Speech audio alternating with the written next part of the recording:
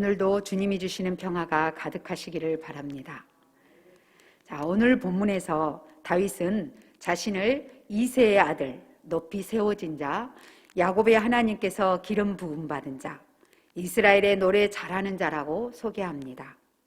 여기서 높이 세워짐은 비천한 신분에서 벗어나 이스라엘의 왕이며 열방이 으뜸이 되었다는 뜻입니다. 또 기름 부음 받은 자는 하나님의 철저한 보호와 지원, 그리고 특별한 관계의 형성을 뜻하는 칭호입니다. 구약 성경은 제사장인지나 선지자를 향하여 여호와의 기름 부음 받은 자라고 부르지 않습니다. 기름 부음을 받은 자라고 불리는 사람은 왕입니다. 본문 1절에서 다윗의 마지막 말이란 뜻은 자신의 전 생애를 회상하면서 여호와께서 베풀어 주신 은혜와 구원에 관하여 여호와께 감사하는 신을 말합니다. 1절의 마라미어와 마라노라는 다윗의 마지막 말이 하나님의 계시로 받은 예언적 말씀인 것을 나타내고 있습니다. 또 여호와의 영이 다윗을 통해 말씀하심 역시 다윗이 자신을 선지자로 생각한다는 뜻입니다. 여호와 말씀이 다윗의 혀에 있습니다. 선지자들은 흔히 여호와께서 이같이 말씀하신다 라고 선언함으로써 자신의 예언을 시작합니다. 다윗은 이와 비슷하게 이스라엘 하나님께서 말씀하신다라는 말로 시작하였습니다. 또 다윗은 하나님을 이스라엘의 반석이라고 부릅니다. 반석은 의지하고 피할 수 있는 장소이며 동시에 영원히 변하지 않는 불변성을 상징합니다. 다윗은 성령의 감동으로 예언하는 선지자의 본을 따라 하나님의 말씀을 받은 그대로 전합니다. 이는 말씀을 맡은 자들이 명심해야 할 교훈입니다. 선지자는 하나님과의 친밀한 관계 속에 먼저 내 입에 넣어주시는 말씀을 받아야 합니다.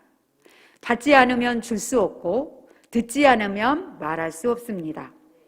인도함을 받지 못하면 남을 인도할 수 없습니다. 이것이 선지자의 철칙입니다. 진리의 성령은 우리를 진리 가운데로 인도하여 순전한 진리의 말씀을 전하게 하십니다. 4절은 이상적인 왕이 일어날 때 하나님이 백성이 누릴 은혜로운 상황에 대해서 말하고 있습니다. 이스라엘의 이상적인 왕은 사람을 공의로 다스리고 하나님을 경외함으로 다스리는 자여야 합니다. 공의와 경외함이 통치의 원리입니다. 여기서 다스림은 마샬, 동사로 표현되었습니다. 마샬은 해가 낮을 다스리고 달이 밤을 다스리듯 하나님의 창조 질서에 따라 지배하는 것을 의미합니다. 4절에서 의로운 왕의 통치는 아침 햇빛을 묘사하고 또 백성은 돋아나는 새풀로 비유됩니다. 공의로 다스리는 왕이 있을 때 이스라엘은 구름 없는 아침 해가 떠오르는 아침 빛이 비친 같고 비가 온 뒤 광채로 땅에 나는 풀 같을 것입니다. 아침 빛은 맑고 순수하고 명랑합니다. 비 온 뒤 자라난 풀은 윤택하고 상쾌합니다. 다윗은 자기 집이 하나님 앞에서, 즉 하나님과의 언약 관계 속에서 이와 같다고 확신합니다. 5절은 이 축복이 다윗과 맺은 영원한 언약 때문임을 밝히고 있습니다. 언약의 내용은 사무엘하 7장에 기록된 대로 왕권과 왕조의 언약입니다. 이 언약은 만사에 구비하고 견고하여 영원히 패하지 않을 것입니다.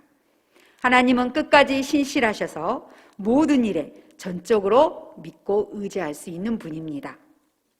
하나님의 언약은 영원하며 그분은 미래에 약속된 구원과 소원을 다 이루십니다.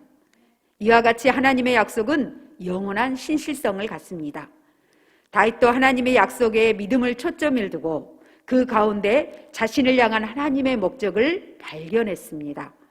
오늘날 그리스도 안에 있는 성도도 모든 것을 신실하신 하나님의 손에 믿고 맡길 수 있습니다. 6, 7절은 공의로운 자와 대조되는 사악한 자의 운명에 대해서 말합니다. 사악한 자는 하나님의 질서를 따르지 않고 무도하고 불경건한 자입니다. 모든 사악한 자는 내쫓아야 할 가시나무 같으니 손으로 잡을 수 없기 때문입니다. 손으로 잡을 수 없다는 것은 포용하고 받아들일 수 없는 사람을 가리킵니다.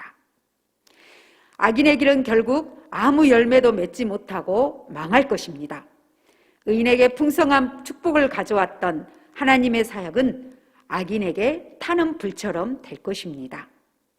생명의 원천이신 하나님은 당신의 자녀들이 은혜 가운데 자라기를 기대하십니다. 우리는 그리스도의 다스림을 기쁘게 받아 풍성한 열매를 맺고 있는가 생각해 보아야 합니다.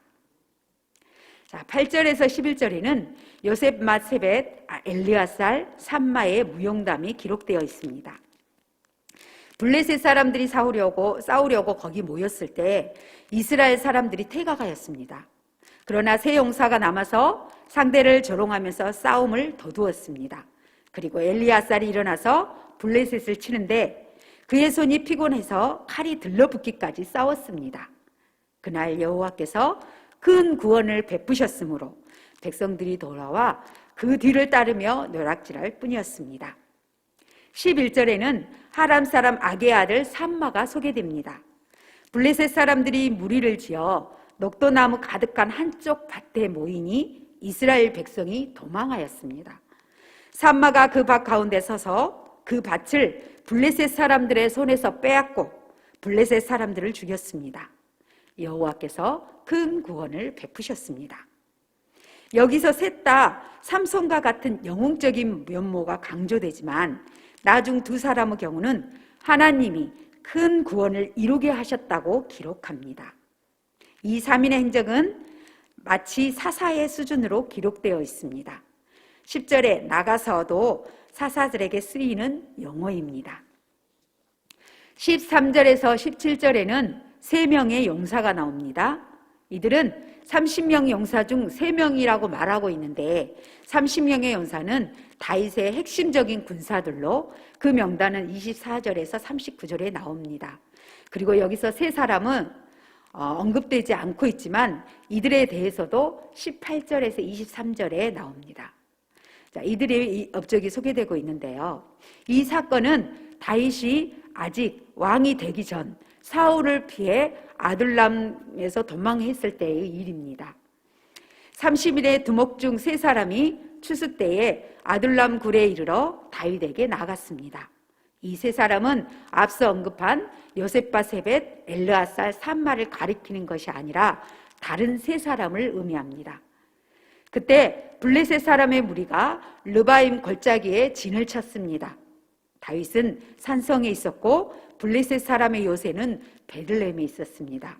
이런 배치는 이 일이 사무엘하 5장의 전쟁에 일어났던 사건으로 생각하게 합니다. 베들레헴은 아들람에서 동쪽으로 대략 20km 떨어진 곳에 있었고 그 사이에 베들레헴 쪽으로 르바임 골짜기가 위치하고 있었습니다. 즉 아들람에서 베들레헴으로 가려면 르바임 골짜기에 진치고 있는 블레셋과 마주치게 되어 있는 상황입니다. 이런 상황에서 다윗이 갈망하며 베들레헴 성문 곁 우물물을 자기에게 마시게 할 자가 누구냐고 말했습니다. 다윗의 말이 고의성이나 강제성이 없었다는 것은 물을 받았을 때 그의 반응을 보면 알 수 있습니다. 아마도 다윗은 자기가 베들레헴에 거주할 때 마시던 물맛을 잊지 못하여 더욱 목이 말랐을 것입니다. 그러자 세 용사가 블레셋 진영을 뚫고 지나가 베들레헴 성문 곁 우물물을 길러왔습니다. 하지만 다윗은 그 물 마시기를 거절하고 여호와 앞에 부어드렸습니다. 그 물은 용사들이 목숨을 걸고 가져온 피와 같은 것이기 때문에 도저히 자신이 마실 수 없다고 말했습니다. 덥고 건조한 추수한 때 다윗이 베들레헴 성문 곁 우물물 마시기를 사모한 것은 타는 목마름 때문만은 아니고 향수 또는 나라 형편에 대한 안타까움 때문이었을 것입니다. 세 용사가 목숨을 걸고 물을 떠온 것은 다윗에 대한 사랑과 충성을 보여줍니다. 다윗은 생명을 바쳐 가져온 물을 자기가 받을 수 없는 귀중한 예물로 여겨 여호와께 전제로 드립니다. 이 장면은 다윗의 리더십의 성격을 보여주고 있습니다. 다윗은 혼자 일하는 독불 장군이 아니라 다른 사람의 충성을 이끌어낼 수 있는 매력적인 인격의 소유자였습니다. 또 한편으로 다윗의 용사의 자질은 어떠했는가를 그림같이 보여주고 있습니다. 말씀을 정리하겠습니다. 오늘 본문은 다윗의 시입니다. 그런데 하나님의 영이 임하여 다윗의 입에 넣어주신 것으로 사실상 애언자 다윗에게 주신 애언의 말씀이라고 부르는 것이 더 낫겠습니다. 다윗은 역사의 한 시점을 살면서 그 시대에 하나님의 나라를 견인하고 주님의 말씀으로 창조를 일으킨 종이었을 뿐 아니라 그 시와 고백을 통해서 하나님께서 신실하게 이루실 언약의 역사를 미리 알려준 사람입니다. 다윗은 음악으로, 문학으로, 칼로, 목동의 문맷돌로 그는 어디에 있든지 하나님의 주신 것으로 하나님을 높였고 그분의 뜻을 이루었습니다. 오늘 내게 주신 것, 보내주신 처소, 맡기신 일들을 통해 성도들은 지금도 진행되고 있고 또 다가올 하나님의 나라를 미리 보여주도록 부름받았습니다. 또 하나님의 나라의 왕은 사람의 공의로 다스리고 하나님을 경외함으로 다스리는 자입니다. 세상 나라는 백성들의 왕을 위해 존재하지만 하나님의 나라는 백성들을 위해서 존재합니다. 골고루 햇빛이 비쳐 새풀이 땅에 돋듯이 하나님의 닮은 왕은 은혜와 공의의 통치로 백성들이 풍성해질 것입니다. 약속에 신실하신 하나님이 영원하시니 다윗의 나라도 영원할 것입니다. 그것은 기계적인 성취가 아닙니다. 왕들은 하나님께 대한 순종 여부에 따라 상과 벌이 주어질 것입니다. 하나님을 경외하는 자에게 하나님께서 구원과 기쁨을 주실 것입니다. 그 나라의 완성이 바로 하나님의 아들 예수 그리스도, 다윗의 후손 메시아를 통해 도래한 하나님의 나라입니다.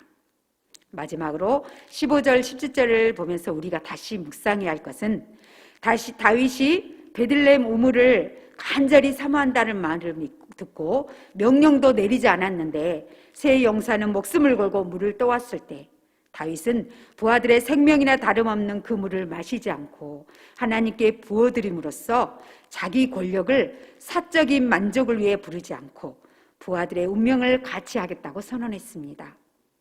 우리는 나의 왕이신 예수님의 소원에 이처럼 민감하게 또 적극적으로 반응하고 있습니까? 우리는 모두 사사로운 이익을 위해 내 자리나 힘을 사용하지 않고 공동체와 운명을 같이 할 헌신된 마음으로 준비되어 있습니까?